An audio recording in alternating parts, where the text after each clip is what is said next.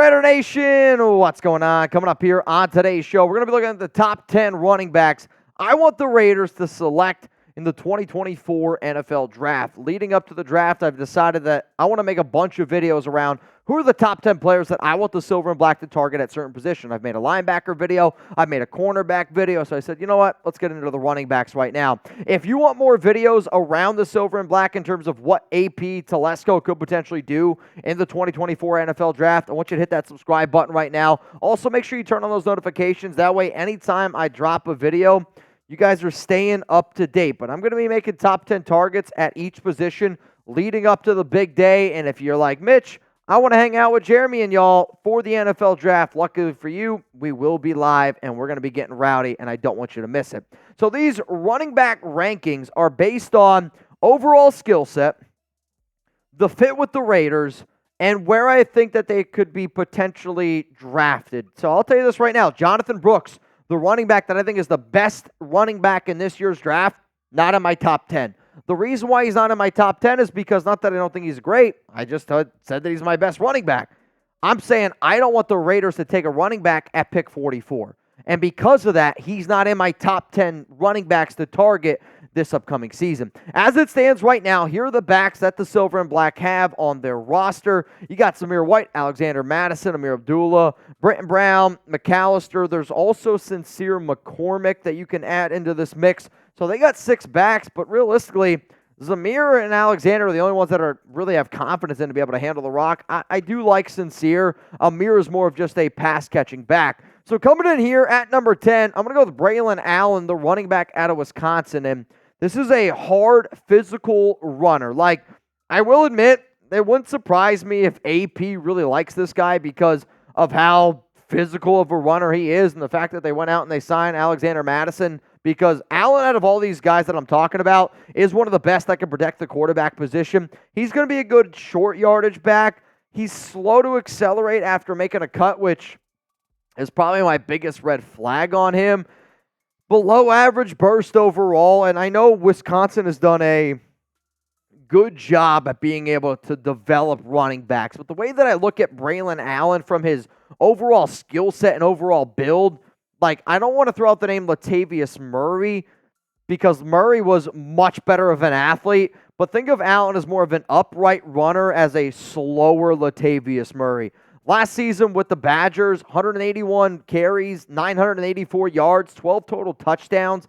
Hasn't shown a lot in his ability to be able to catch the football, but again, I think that's just more the system that he played in. If I'm going to go out and target him, it's probably going to be in round 5, and for you to be able to find a back that's 6'2", 245 pounds, like I'm telling you, guy is a thumper. Like, if you have him as a back, this is never going to be your RB1.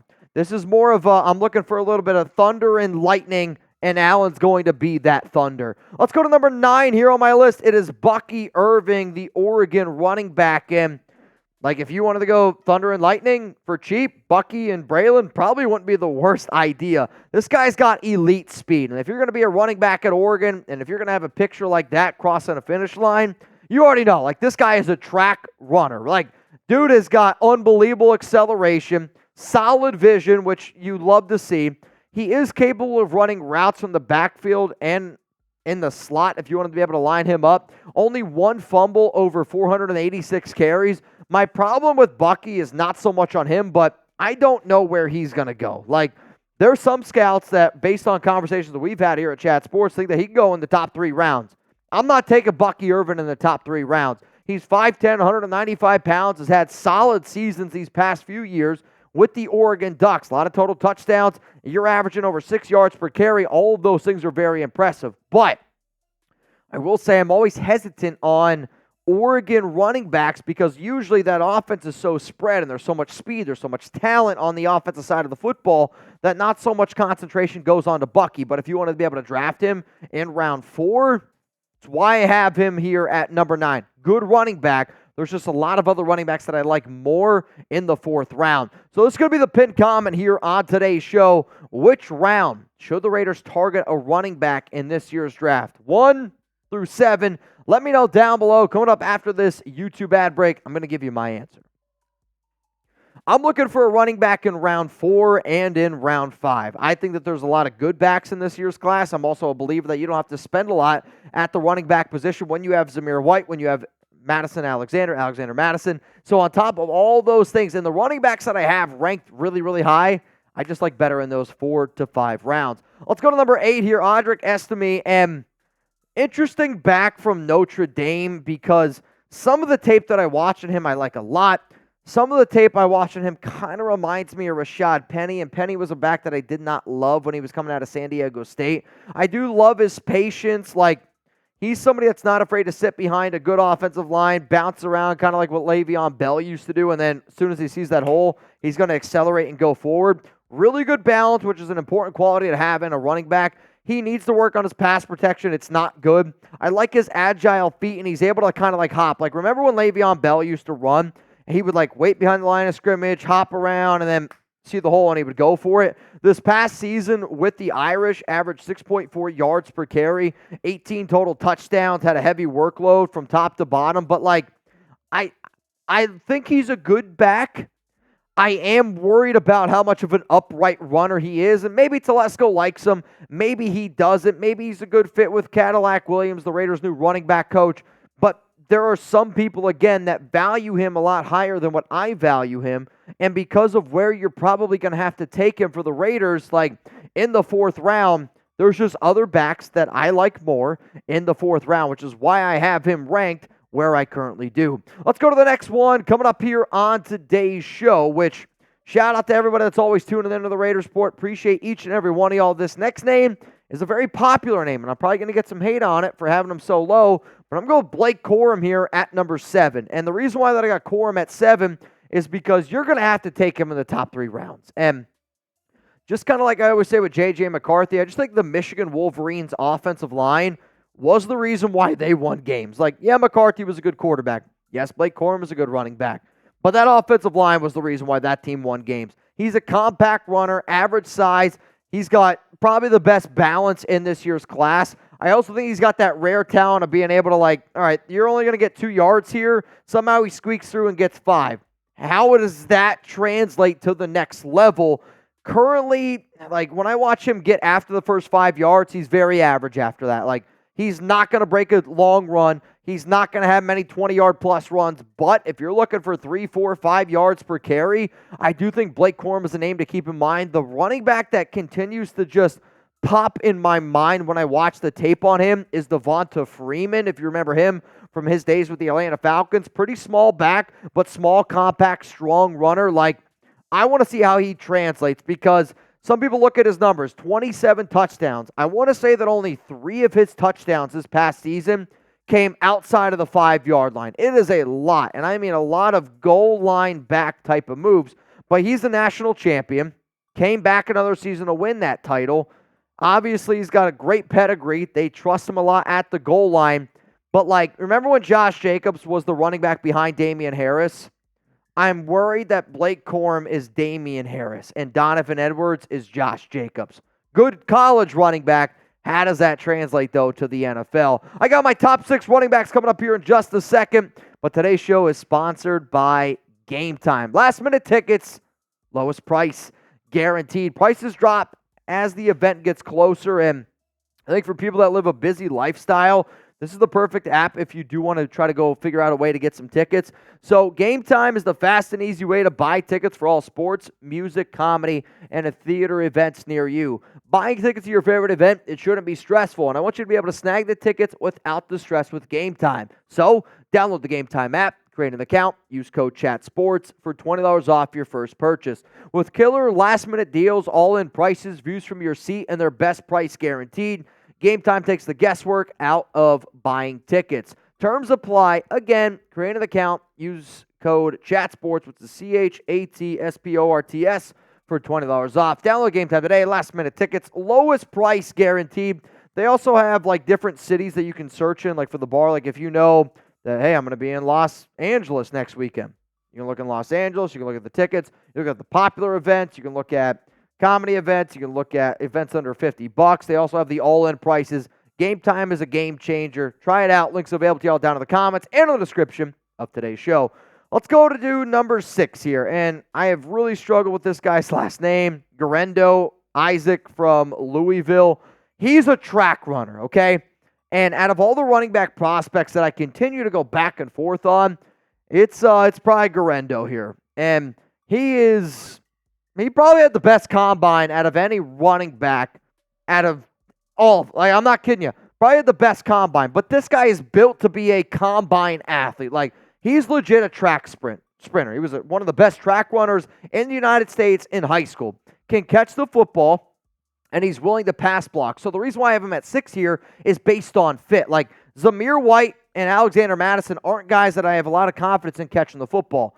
Isaac, I do think, can do it. On top of that, he's willing to be a pass blocker. Plus, he has the speed that those two other guys do not have. What I get nervous about here is he is straight line fast. He's not like jump cut acceleration fast. And to me, he is that underwear Olympics running back where the numbers lit up in a 4.3, 3.40. It's impressive. But when you watch the film, he's not as fast as what you expect him to be when you look at some of his combine numbers. However, though, this was a player that got better and better and better every single year that he was in college, and he's a big back. Like, he looks like he can handle a full workload at the next level. 6'1", 225 pounds. If he's able to get some of his footwork down and able to create some of more of those like jump cuts, maybe a stiff arm in there, like going to be able to be a much better back. If he doesn't get better, he is going to be a one-trick pony in the NFL, and they're going to figure him out pretty damn quick. Let's go to my sweetheart here. It's Kimani Vidal, running back from Troy. And I had somebody tell me at the Combine that if you're looking for the next Josh Jacobs late in the draft, it's Kimani Vidal from Troy. And ever since then, I've kind of been hooked on it. And he's got a small stature, so it's really hard for defenders to kind of get their hands on him.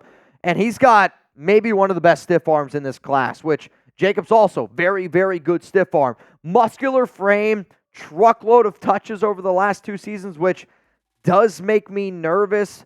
I will say he doesn't have like the burst and acceleration, nor like the elusiveness that you would like to see in a running back that you would draft high. But if you're able to get this guy in round 6, round 7, hey, I'm on board with it. On top of that, he might have ran behind one of the worst offensive lines in college football. Like, the amount of work that this guy had to do to put up the numbers that he did, I do think is very impressive. He is short.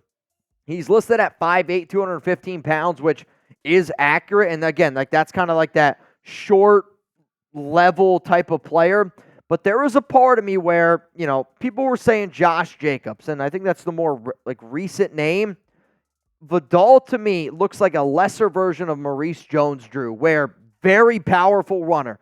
And if you put him behind the right offensive line, and if he gets better, watch out. Could be a sneaky name in a few years. Let's go to number 4 here on my list. It is Jaylen Wright, running back from Tennessee. And this is another one of those electric players. Like, he is one of the most dynamic home run hitters in this year's class at the running back position, because if you want somebody that anytime they touch the ball can hit a home run, Jaylen Wright is your answer. And if you were to tell me, Mitch, who would be probably the best running back to pair with the guys that we already have, I might say it's Jaylen Wright. And now the other 3 guys that I have above are just dudes that I'm more confident in being the main guy, where Wright, I don't think I'm as confident as him being the main running back.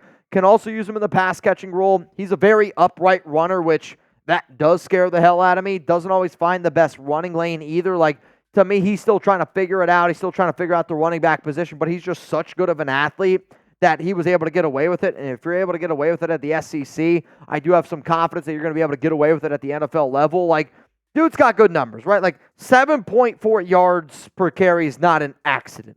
I'll also say that sometimes running backs benefit, which he did benefit from Joe Milton. Like, teams were worried about Milton, which opened up extra running lanes for Wright. But at 5'11", 210 pounds, my biggest knock on him, honestly, at him being that running back that you look for at the next level, and I know I said Latavius Murray's name earlier, but Jaylen Wright kind of reminds me of a Latavius Murray, where at any moment he could take it to the house. But because he's such an upright runner, you're liable to more hits. He does have a little bit of a fumbling problem. But getting him in round 4, it's a good fit overall for Las Vegas. Before I tell you my top 3 backs that I want the Raiders to target, remember, interact with Jeremy Chuggs and I on social media, Twitter, Instagram. They're both on screen. Take a screenshot if you need to. Don't be afraid to slide in the DMs either. We like to interact with the nation. Let's go to number 3 here. It's Trey Benson. And Trey Benson out of Florida State is probably my second favorite running back if I had to just do the overall rankings. And he's got that body type made for an NFL workload. Like if you were to tell me, Mitch, out of all the running backs outside of Jonathan Brooks, who are the most confident and turns into be a legit back in the NFL, it's Trey Benson. And I don't even want to say like, oh, he kind of reminds me of Dalvin Cook because Dalvin Cook came out of Florida State, but he's got that muscular build. He's got the quick twitchiness. Like he's a hell of a back. He's a downhill runner, can catch the football, needs development in pass protection because he is below average in that. But that is something that I'm hoping that he has that ability to be able to go out and learn. 13 games played this past season. Under 1,000 yards, 15 total touchdowns, but at 6'1", 225 pounds. Like, if you believe in your running back coach, which I do believe in Cadillac Williams, and if you told me at the end of the draft that the Raiders ended up getting Trey Benson in round 3, I would not be upset about it. I would say this, Trey Benson will beat out Zamir White, will beat out Alexander Madison for overall touches. Now, he won't get on the field as much maybe as Madison for snaps because he's a better pass blocker, but Trey Benson from a talent standpoint is more talented than Zamir White, is more talented than Alexander Madison. So because of that, I would give him the nod to potentially start this upcoming season. So before I get into my top 2, these are the top 2 running backs that I want Antonio Pierce, Tom Telesco to draft. I don't view it as the biggest need. I don't think that you should draft running backs very high, and that's why these 2 guys are ranked where they are. So if the Raiders draft only one running back, which, God, I hope that would be all they draft. You draft more than one, I'm questioning a lot. You only draft one running back. Who should it be? My answer is these next 2 guys coming up right now. Let's go to number 2 on my list. It is Ray Davis from Kentucky. And I think Davis is like one of these dudes where Antonio Pierce, he wants to be able to find a late-round running back that also fits with Cadillac Williams as the running back coach. Let me introduce you to Ray Davis. He was a big winner at the Senior Bowl. And some people said that he wasn't going to be all that good, not athletic enough to be an NFL running back. Davis's running style matches what this team's looking for. They want somebody that beats you up every single play. I will say he's not the type of running back that's going to beat you up in the first quarter, but if you got to go up against him for 20 carries all quarter long, fourth quarter, it's not going to be somebody that you want to bring down. Almost 200 carries, over 1,000 yards, close to 5.7 yards per carry, and 21 total touchdowns this past season with Kentucky. Like, I think he's a good runner. Doesn't have the best vision quite yet, but in terms of a guy that you could probably get in the 4th, I would like him more in the 5th round. If you can get Ray Davis in the 5th round, I'm telling you right now, you're like, that's a hell of a pickup. Because Ray Davis in round 5 is better than Zamir White in round 4. But the number 1 running back that I have, it is Marshawn Lloyd. And the reason why that Lloyd is the best back for the Raiders is based on fit, based on talent, based on current running backs, and overall where you can get him in the 2024 NFL Draft. He's got that good start-stop explosiveness, and he can make people miss. Like, in the open field, nobody wants to take on Marshawn Lloyd one-on-one because you're not going to win. He's going to make you look like a deer on ice, which you never want to be. I think that he showed that he has the ability to catch the football, some quality hands, ability to win in space, which I kind of just talked about. My biggest knock on him is his inability to pick up anything as a blitzer right now. That needs to be something that's learned. If he's drafted in round 4 for Las Vegas, look for him to say, all right, I'm going to sit behind Madison for a year, and then you hand him the keys to your car. He's your main backfield guy, taking over the position for Zamir White the following season, because you do have that ability then to have him on your team where he's your main running back next to Zamir. You can let Amir go. You can let Alexander Madison go, and it's the Marshawn Lloyd and Zamir White hype train going forward. At 5'9", 210 pounds, he stays low, and I like that compact frame and a running back kind of hides behind his offensive lineman, but he's so thick and he's so strong, and he can do different things, and he can, like I said, he can move quick. Like, he is shifty, and I'm trying to think of a back that's this big that can move the way that he does.